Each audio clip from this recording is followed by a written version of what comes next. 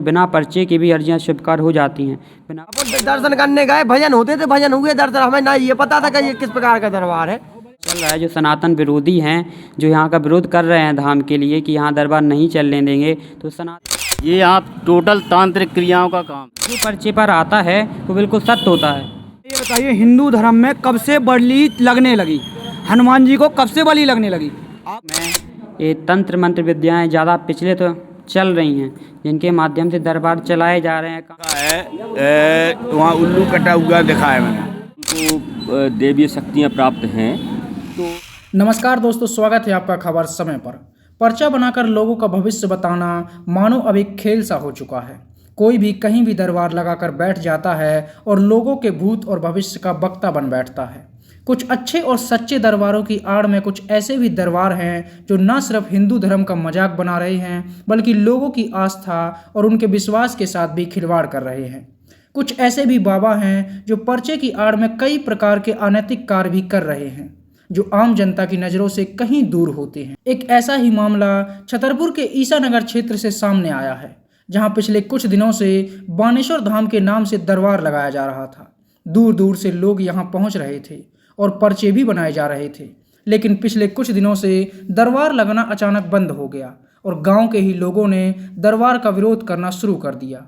जब खबर समय पर की टीम इस मामले की छानबीन करने गांव में पहुंची और ग्राउंड जीरो पर पड़ताल की, तो पड़ताल में कुछ ऐसे तथ्य निकलकर सामने आए हैं जिनको देखकर मन विचलित हो गया। मंदिर में कुछ ऐसे कार्य भी चल रहे थे जो नियम विरुद्ध थे। ग्रामीणों ने बताया कि यहाँ तांत्रिक क्रियाओं को सिद्ध करने के लिए बेजुबान जीवों की बलि तक दी जा रही थी और तांत्रिक क्रियाएं सिद्ध की जा रही थीं। अब ये तांत्रिक क्रियाएं किस लिए और क्यों सिद्ध की जा रही थीं, इस बात की जानकारी किसी को भी नहीं थी।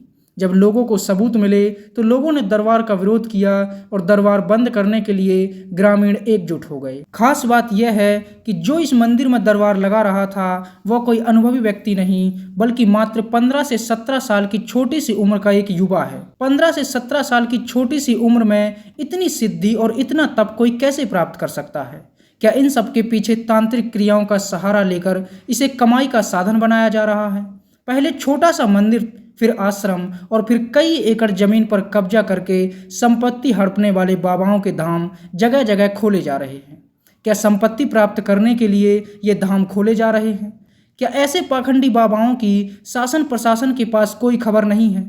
क्या इनके खिलाफ कोई भी कार्रवाई नहीं की जा रही है? एक बाबा जिससे पूरा गांव परेशान है और जिसके खिलाफ पूरा गांव एकजुट होकर उसका विरोध कर रहा है, आखिर उसके खिलाफ कोई भी कार्रवाई क्यों नहीं की जा रही है? जैसे कि आज आप देख ही रहे हैं, जगह जगह दरबार लगने प्रारंभ हो चुके हैं और जगह जगह दरबार लग रहे हैं, पर्चे बन रहे हैं। तो ऐसे ही एक दरबार के बारे में हमें जानकारी चली। हालांकि यहाँ दरबार अभी काफ़ी दिनों से बंद है। तो महाराज जी हमारे साथ हैं, हम इनसे भी जानेंगे कि दरबार कैसे दरबार लगता था और क्या दरबार की विशेषता थी। बहुत बहुत स्वागत है महाराज जी, आपका शुभ नाम? जय सीताराम, श्री जय बानेश्वर सरकार। हमारा शुभ नाम पंडित रामजी चौबे जी। श्री बालाजी बानेश्वर सरकार का दिव्य दरबार यहाँ पे लगता है ईसानगर में।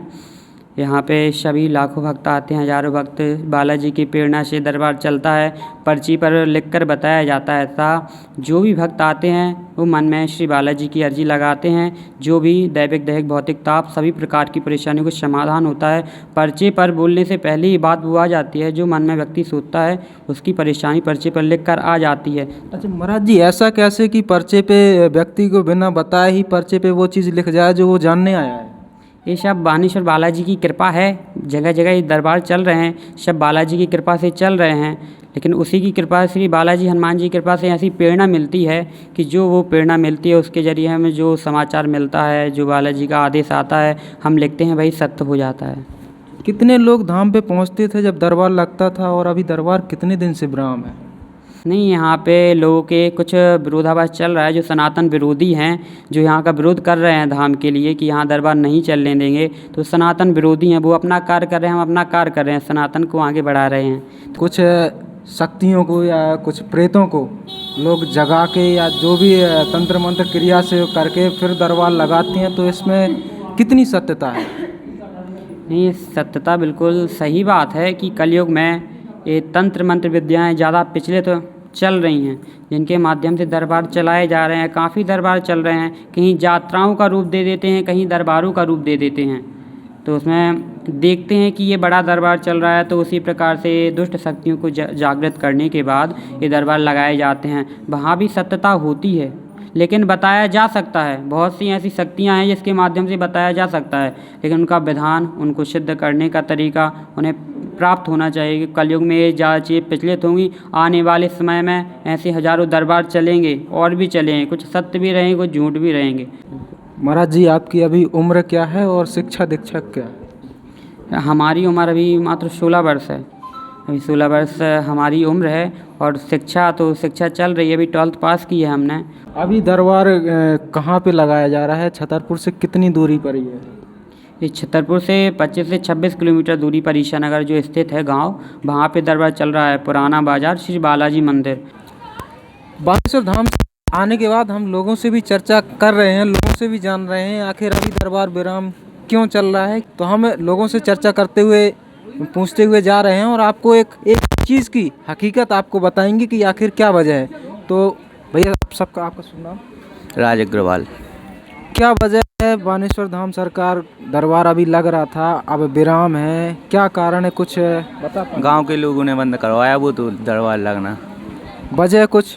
वजह यही है कि वो पहले दूसरे लोग का दरबार लगता था, अब दूसरे महाराज का लगने लगा, तो अब उन्हीं लोग को कुछ जी भैया, जो बानेश्वर धाम बना हुआ है, यहाँ दरबार पहले चल रहा था, अभी बंद है, क्या वजह है? वो उनकी मंदिर कमेटी और समिति का कारण है। जनता जो हम लोग हैं, हम लोग नहीं बता पाएंगे, जो समिति से जुड़ा है उन्हीं का समिति। अच्छा, वहाँ समिति भी बन चुकी है क्या? पहले से मंदिर समिति तो होगी।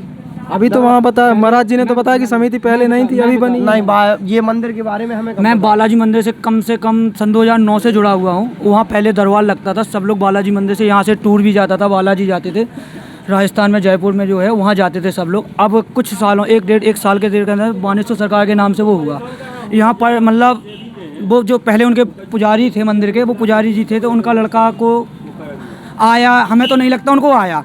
अगर जिनको आया होता तो आप हमें ये बताइए, हिंदू धर्म में कब से बलि लगने लगी?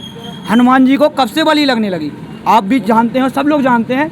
अभी कुछ दिन पहले वहाँ पे उल्लू काटा गया था। बोले ये उल्लू कटा, किसके लिए कटा? ये मतलब ये गांव के विकास के लिए। क्या, मुझे ये नहीं कहता मैं वो जानते या नहीं जानते। अगर आप कोई भी हो, जैसे आज तक मैंने तो नहीं सुना कि हनुमान जी को बलि लगती। अगर आपने सुना हो तो बता दीजिए। किसी ने नहीं सुना होगा कि हनुमान जी को बलि लगती है। अच्छा, इस बारे में जब हमारी उनसे बात हुई तो उन्होंने कहा कि ये हमारे छत पे किसी ने डाला हुआ है, यहाँ डाल के गए हैं, और उसके बाद ये मनगढ़ंत कहानी बनाई गई है। ये मनगढ़ंत कहानी ऐसे मतलब एक आदमी बनाता, वो स्वयं थोड़ी कहते, वो तो उनके स्वयं कहते थे कि ये गाँव के विकास के लिए हुआ है। फिर बाद में बैठ गए कि नहीं, मैंने नहीं कहा है। अगर मंदिर में कैमरे लगे हैं, हर एक चीज़ लगे हैं, तो आपने वहाँ की वो फुटेज क्यों नहीं दी? जब मंदिर में कैमरे लगे हुए हैं, हर एक चीज़, तो मंदिर की फुटेज भी देते आप कि भैया देखो कहाँ से क्या हुआ, तो आपको बताना चाहिए।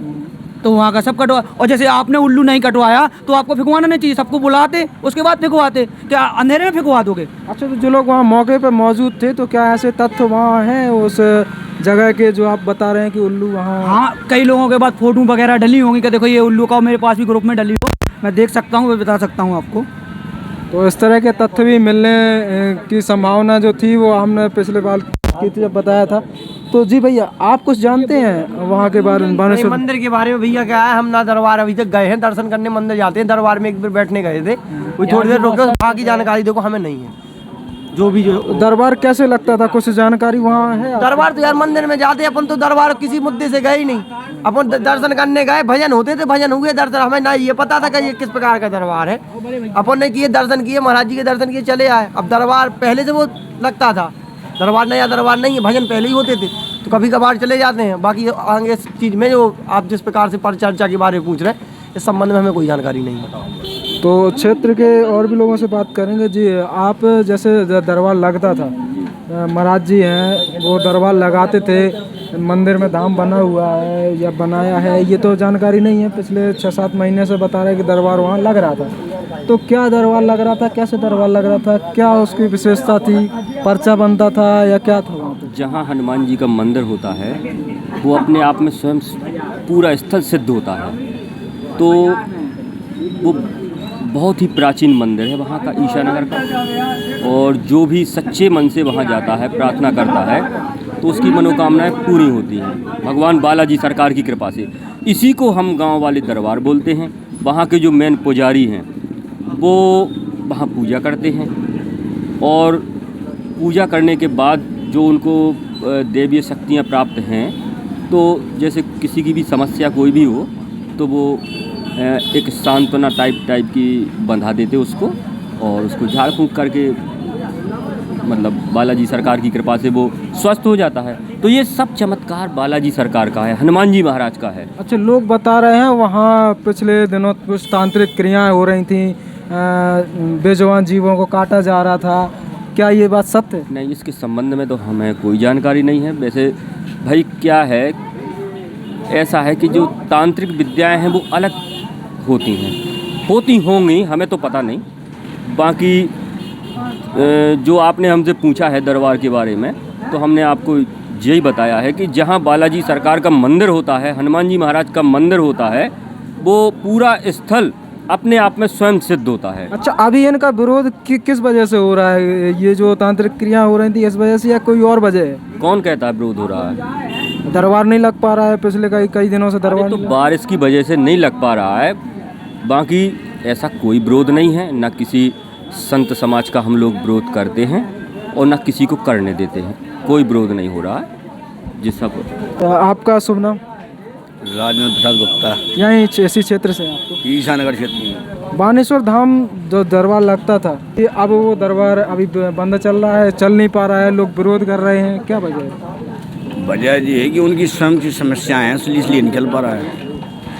किन बातों को स्वयं वो तो महाराज जी से जैसे हमारी बात हुई, मैंने देखा है वहाँ उल्लू कटा हुआ देखा है, मैंने उल्लू कटा हुआ मिला है। बाकी जिसने भी काटा हो उसका कोई जानकारी नहीं है। बाकी उनके घर के अंदर मिला है, तो अगर घर के अंदर मिला है तो उन्हें का हुआ काटा हुआ है, या उनको पता है किसने काटा, वो हकीकत की जानकारी प्रदान नहीं करते हैं। वहाँ जो स्पॉट के जो घटना स्थल के कुछ वो होंगे जहाँ पे ये चीज़ काटी गई, कुछ वीडियो फुटेज वगैरह कुछ है आपको? हाँ, अभी आपके पास अभी हमारे पास पर्याप्त तो नहीं है, लेकिन मिल जाएगा आपको। ये आपको देवी स्थान है, वहाँ पर मंदिर था, उन्होंने मकान भी खाली करवा लिया जिसके यहाँ काटा गया था। तो ये दरबार जो लगता था, कहाँ से लोग आते थे, और जो पर्चे में होता था, क्या वो बात सत्य होती थी? ना, हाँ, सत्य तो होती थी, वो बात सत्य होती थी। हाँ, सत्य। कितने दूर दूर से लोग आते थे? नहीं, काफ़ी दूर से आए, वहाँ मतलब बम्बई से भी आदमी कुछ लोग आए। दरबार की विशेषता क्या थी? नहीं, किसी आदमी की परेशानियाँ हैं वो हल होती थी। और क्या परेशानी, क्या आदमी की सज जीवन में किसको भी परेशानी नहीं है, हर कोई को परेशानी है। अभी दरबार क्यों नहीं लग रहा वहाँ पे? अभी क्या वजह ऐसी है कि जो दरबार नहीं लग रहा है वहाँ पे? भाई उनके ऊट पटांग चीज़ें, ये उल्लू वगैरह काटा गया था, इस कारण से नहीं काटा। लोग लगने नहीं दे रहे हैं, या उनके द्वारा ही नहीं लगाया जा रहा है? नहीं, लगने नहीं दे रहे हैं, लोग लगने नहीं दे रहे हैं। तो आगे अगर भविष्य में वो लोगों का भला करना चाहें तो क्या आगे उनको और कहीं लगा ले, कोई दिक्कत थोड़ी है। हम और लोगों से ही बात करेंगे, आगे भी जानेंगे, और एक एक चीज़ की सच्चाई आपके सामने रखेंगे सभी। तो दोस्तों, हम बानेश्वर धाम सरकार की अभी बात कर रहे हैं, उनके बारे में जान रहे हैं और आप तक एक एक बात पहुंचा रहे हैं। जी भैया, आपका क्या नाम? सुनील गुप्ता। हाँ, बानेश्वर धाम बना हुआ है, क्या कहानियाँ यहाँ चल रही हैं दरबार के बारे में? ये यहाँ टोटल तांत्रिक क्रियाओं का काम है।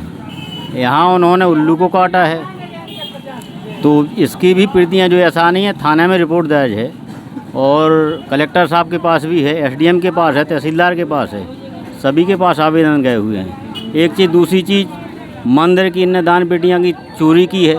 जो इन्हीं के साथ रहते थे वो भी बोल रहे हैं कि यहाँ पे बाद में उन्होंने स्वीकार किया कि हाँ, मैंने चोरी की है।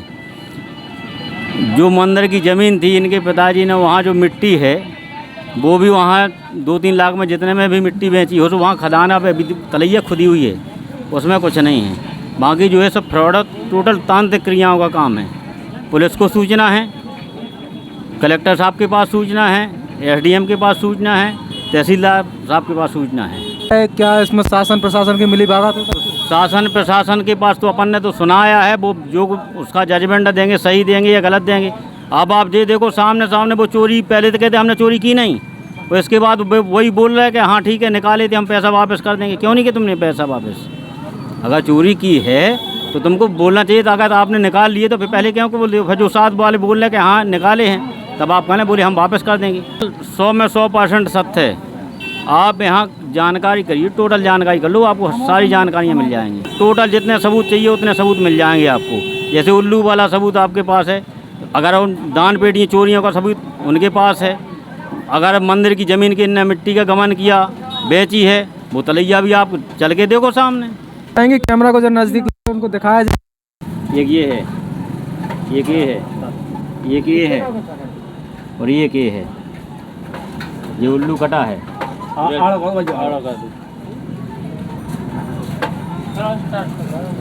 इनके पिताजी बोल रहे थे कि बोले गांव के भले के लाने किया हमने ये काम।